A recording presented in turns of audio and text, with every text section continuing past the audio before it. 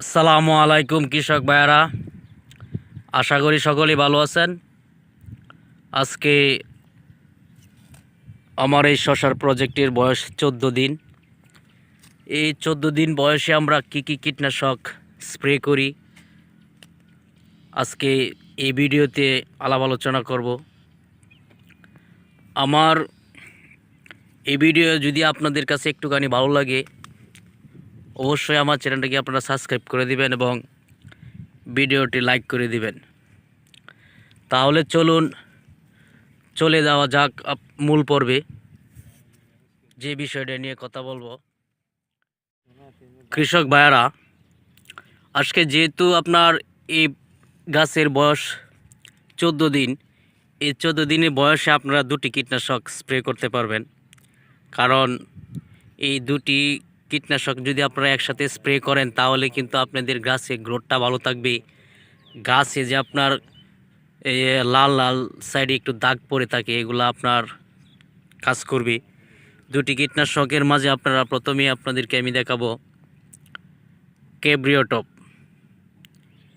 এই যে কেব্রিও টপটা আপনারা আমার হাতে দেখতেছেন, এটি খুবই ভালো একটি কোম্পানি। আপনার অটো গ্রুপ কেয়ার লিমিটেড, এটা তারা বাংলাদেশে সাপ্লাই করে। এটি একটা আপনার ছত্রাকনাশক বিএসএফ। আসলে এই যে কেব্রিও টপটা, এটা আপনার শশা গাছের জন্য একটি দারুণ একটি কাজ করে, চমৎকার কাজ করে, চমৎকার রেজাল্ট আসে। কারণ এটা আপনার পচা জাতীয় পচা জাতীয় যে শশা গাছের আছে, শাখা পচা, তারপরে আপনার পাতা পচা, এগুলা দূর করে। আর এটা আপনারা স্প্রে করার সাথে সাথে কিছুক্ষণ পরে কিন্তু আপনারা একটা ভালো রেজাল্ট পাবেন। গাছের আপনার চেহারা অন্যরকম হয়ে যাবে।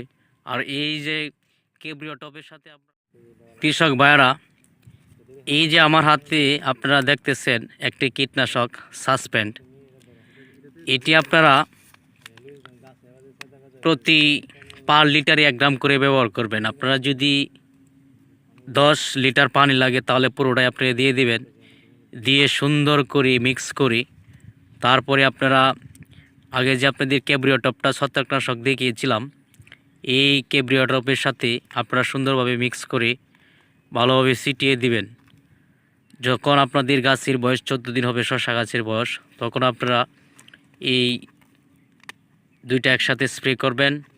আমি আশা করি আপনাদের এই যে শশা গাছের রেজাল্টটা চমৎকার আসবে। আর আপনারা কিন্তু দেখতেই আছেন আমার গাছের গ্রোথ এবং গাছের কন্ডিশন কিন্তু খুবই ভালো, আলহামদুলিল্লাহ। আর আপনারা যে কেব্রিও টপটা আছে, অবশ্যই প্রতি লিটারে আপনারা 2 গ্রাম করে দিবেন, দিয়ে ভালো করে মিক্স করে স্প্রে করবেন।